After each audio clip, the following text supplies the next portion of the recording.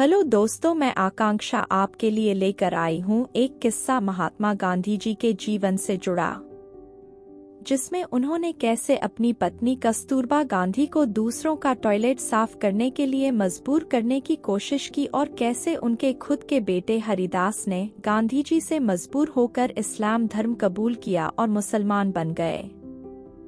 गांधी जी ने अपने जीवन में कई कठोर नियम स्थापित किए थे। ये आदर्श जो गांधी के लिए प्रेरणा थे, उनके अपने परिवार के लिए बोझ साबित हो रहे थे। गांधी ने दक्षिण अफ्रीका के फीनिक्स आश्रम में समानता और शुद्धता की भावना को जीवित रखने के लिए एक अनोखा नियम बनाया था। यहाँ हर व्यक्ति को केवल अपना नहीं, बल्कि दूसरों का भी पाखाना साफ करना पड़ता था।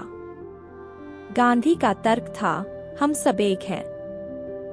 जब हम समान हैं, तो किसी का पाखाना साफ करने में कोई भेदभाव क्यों हो? आश्रम के सदस्य इस नियम को बेमन से मानते थे। एक एक करके सभी ने अपने दिन तय कर लिए थे, जिसमें उन्हें न केवल अपना बल्कि आश्रम के अन्य सदस्यों का भी पाखाना साफ करना होता था। कस्तूरबा के लिए यह नियम असहनीय था। वह गांधी के आदर्शों का आदर करती थी, लेकिन यह काम उनके संस्कार और आत्मसम्मान के खिलाफ था। उन्होंने एक दिन गांधी के सामने विरोध जताते हुए कहा, मैं अपना पाखाना साफ कर सकती हूँ, लेकिन दूसरों का नहीं। यह मेरी मर्यादा के खिलाफ है। गांधी, जो अपने आदर्शों के प्रति अडिग थे, कस्तूरबा की बात सुनकर क्रोधित हो गए। उनकी आवाज सख्त हो गई, तुम दूसरों को दूसरा क्यों मानती हो? यह आश्रम है, यहाँ सब एक हैं। कोई ऊंचा नीचा नहीं। तुम्हें यह काम करना ही होगा। कस्तूरबा ने शांत लेकिन दृढ़ता से जवाब दिया, महात्मा, यह काम मैं नहीं कर सकती। मैं आपकी पत्नी हूँ, गुलाम नहीं। यह शब्द गांधी को अंदर तक झकझोर गए। उनके लिए यह केवल एक छोटी सी बात थी, लेकिन कस्तूरबा के लिए यह उनकी पूरी पहचान पर सवाल था।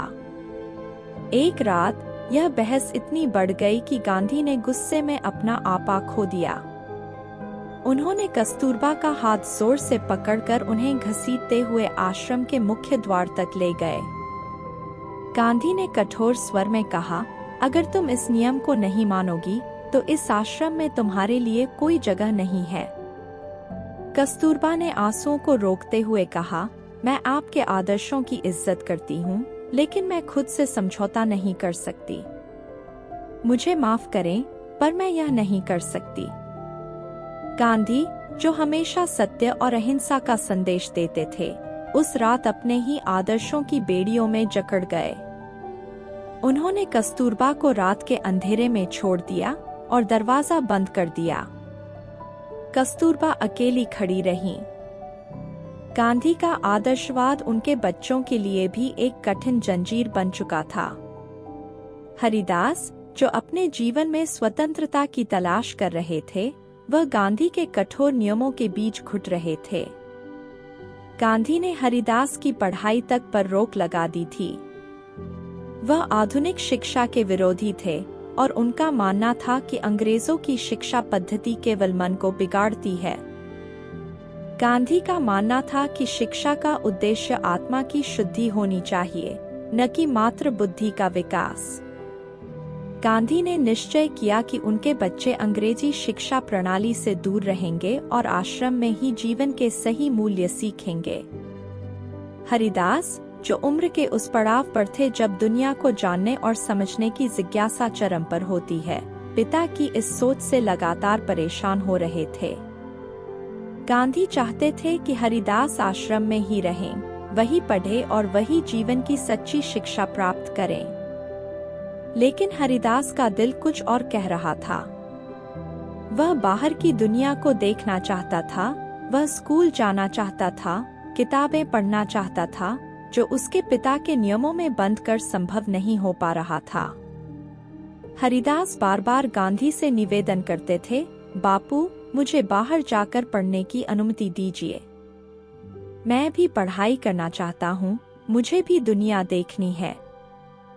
लेकिन गांधी का जवाब हर बार वही होता, तुम्हें जो कुछ भी जानना है वह सब यहीं मिलेगा। इस आश्रम में ही तुम जीवन का सच्चा ज्ञान प्राप्त कर सकते हो। बाहरी शिक्षा तुम्हारे मन को प्रदूषित कर देगी। यह जवाब हरिदास के लिए निराशाजनक था। वह देखता कि अन्य बच्चे अपने जीवन का आनंद ले रहे थे, वे बाहर जाकर सीख रहे थे, और हरिदास, वह अपने पिता के आदर्शों की जकड़ में कैद था। गांधी ने उसे इस शिक्षा के लिए बाध्य कर दिया था जिसे वह कभी अपनाना नहीं चाहता था। गांधी का आश्रम एक सख्त अनुशासन के तहत चलता था। यहाँ तक कि खाने पीने की चीजों पर भी कड़ी पाबंदी थी। मिठाई, चाय, शक्कर सब वर्जित थे।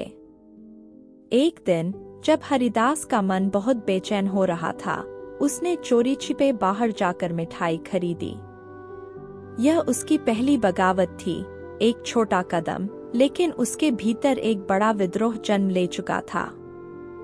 वह हर रोज ऐसे छोटे छोटे विद्रोह करने लगा। बाहर जाकर मिठाई खाना, चाय पीना और दोस्तों के साथ समय बिताना, यह सब गांधी की नजर से बचा नहीं रह सका। जब यह चोरी पकड़ी गई, गांधी ने हरिदास को कड़ी फटकार लगाई।